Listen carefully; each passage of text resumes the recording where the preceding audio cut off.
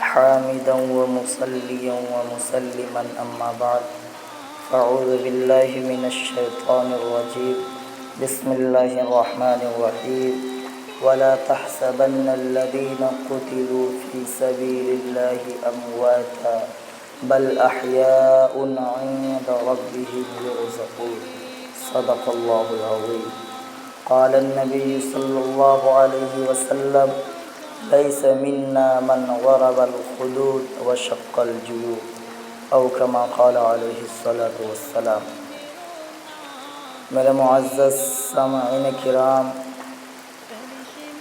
میں آپ حضرات کے درمیان اس وقت جو عنوان لے کر چلا ہوں وہ عنوان ہے فضیلت محرم و عاشورہ و حقیقت کربلا اور شہادت حضرت حسین رضی اللہ عنہ. فضیلت محرم و عاشورہ و حقیقت کربلا اور حضرت حسین رضی اللہ عنہ کی شہادت. محرم، رجب، ذی قعدہ اور ذی الحجہ. محرم، رجب، ذی قعدہ اور ذی الحجہ یہ چاروں عظمت و حرمت والے مہینے ہیں. زمانہ جہالت میں بھی ان مہینوں کو محترم و معزز سمجھا جاتا تھا، اور ان میں یعنی ان 4 مہینوں میں جنگ و قتال کو حرام جانتے اور سمجھتے تھے لوگ. ظہور اسلام کے بعد جب اسلام کا ظہور ہوا تو ان 4 مہینوں کی عظمت و حرمت اور فضیلت اور زیادہ ہو گئی. اللہ رب العزت نے قرآن کریم میں ارشاد فرمایا فَلَا تَظْلِمُوا فِيهِنَّ أَنفُسَكُمْ کہ ان مہینوں میں اپنی جانوں پر ظلم نہ کرو.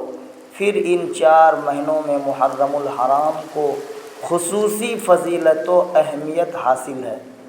اس مہینہ میں یعنی محرم الحرام کی 10ویں تاریخ میں حضرت حسین ابن علی رضی اللہ عنہ میدان کربلا میں شہید کیے گئے.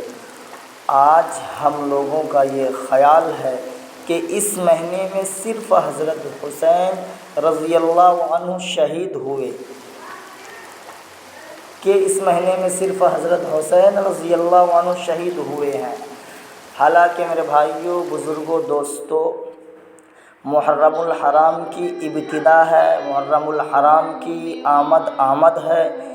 یہ اسلامی مہینے کے اعتبار سے یہ گویا کہ ہمارے لیے محرم الحرام کا مہینہ نیا سال ہے. اسلامی مہینے کے اعتبار سے یہ پہلا مہینہ ہے جسے محرم الحرام کہتے ہیں. محرم الحرام کے شروع ہونے سے قبل ہم لوگ لکھتے تھے 1444 ہجری، لیکن جب یہ محرم الحرام کا مہینہ شروع ہوا تو اب یہ 1444 ہجری کے بجائے اب ہو گیا 1445 ہجری. جیسا 2022-23 تھا، اب 23 ختم ہونے کے بعد 24 شروع ہوگا. تو اسلامی مہینے کے اعتبار سے ہمارا جو ہے اب محرم سے 1444 ہجری کے بجائے 1445 ہجری ہو گیا. تو ہمیں یہاں سمجھنا یہ ہے کہ ہمارا جو وقت گزر چکا ہے وہ وقت ہمیں دوبارہ نہیں ملنے والا ہے. شاعر نے کہا وقت سب کو ملتا ہے زندگی بدلنے کے لیے، وقت سب کو ملتا ہے زندگی بدلنے کے لیے، زندگی دوبارہ نہیں ملتی وقت بدلنے کے لیے. میرے بھائیوں، جو وقت گزر چکا ہے وہ دوبارہ ہاتھ آنے والا نہیں ہے. تو میں عرض یہ کر رہا تھا کہ اس مہینے میں صرف حضرت حسین رضی اللہ عنہ کی شہادت ہی نہیں ہوئی ہے بلکہ جس دن حضرت آدم علیہ السلام کا اللہ نے پتلا تیار کیا تھا وہ محرم کی 10ویں تاریخ تھی، اور جس دن حضرت آدم علیہ السلام کی توبہ قبول ہوئی وہ محرم کی 10ویں تاریخ تھی، اور اسی طرح جس دن حضرت نوح علیہ السلام کی قوم پر اللہ نے طوفان بھیجا اور حضرت نوح علیہ السلام اور ان کے رفقا کو اللہ نے کشتی کے ذریعے سے جو بچایا تھا وہ بھی دن محرم الحرام کی 10ویں تاریخ کی تھی۔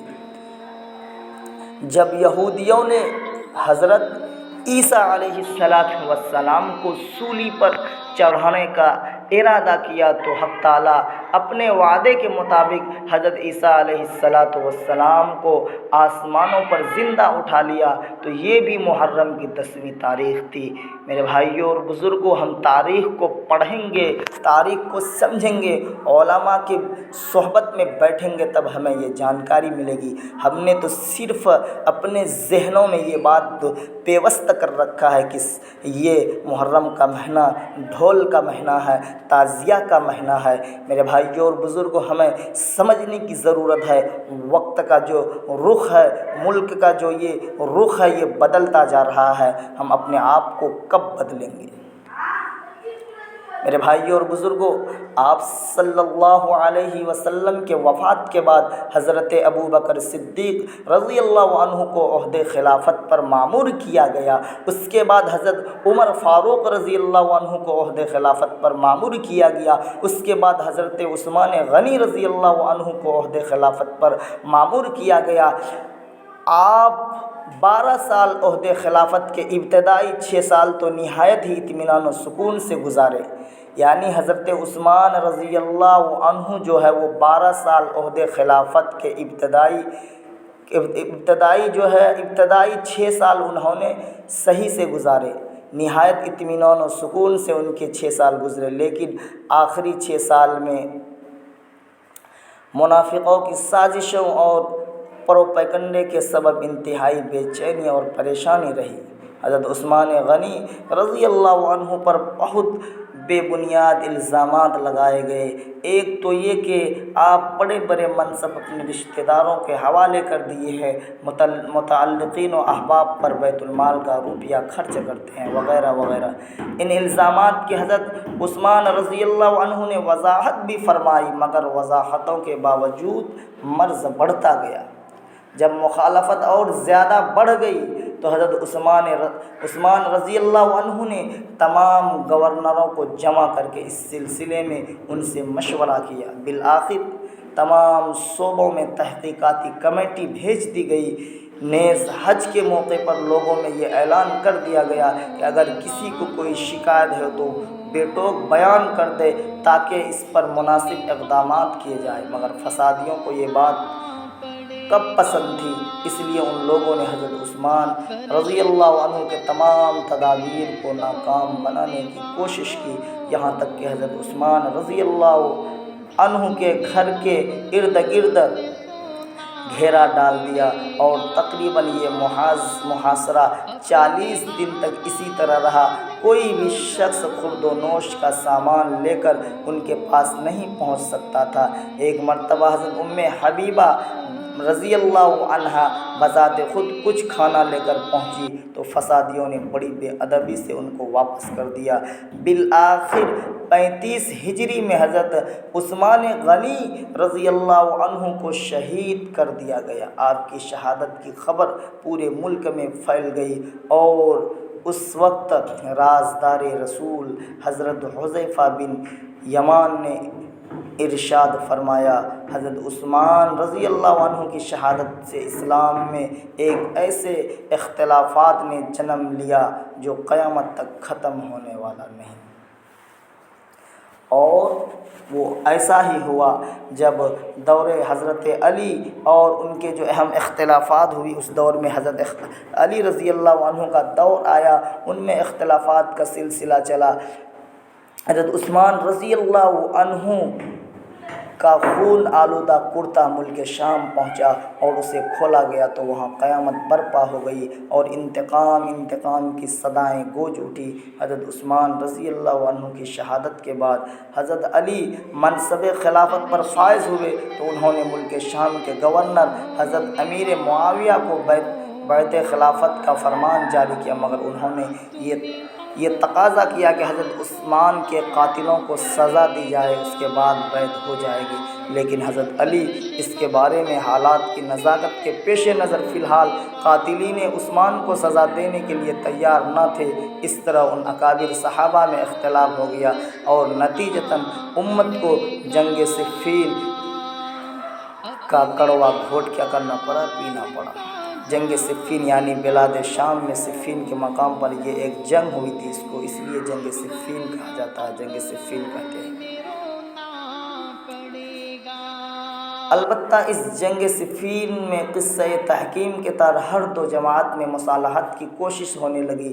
اسی دوران حضرت علی رضی اللہ عنہ کے لشکر سے ایک جماعت نے اس مصالحت کا انکار کر دیا اور ناراضگی ظاہر کرتے ہوئے علیحدگی اختیار کر لی اور اپنا ایک الگ فرقہ بنا لیا جسے اہل اسلام خوارج کے نام سے پہچانتے ہیں، اور اسی گمراہ فرقے کے ابن ملجم نامی ایک شخص نے 40 ہجری میں حضرت علی رضی اللہ عنہ کو کوفہ کی جامع مسجد میں بحالت سجدہ شہید کر دیا۔ اللہ اکبر۔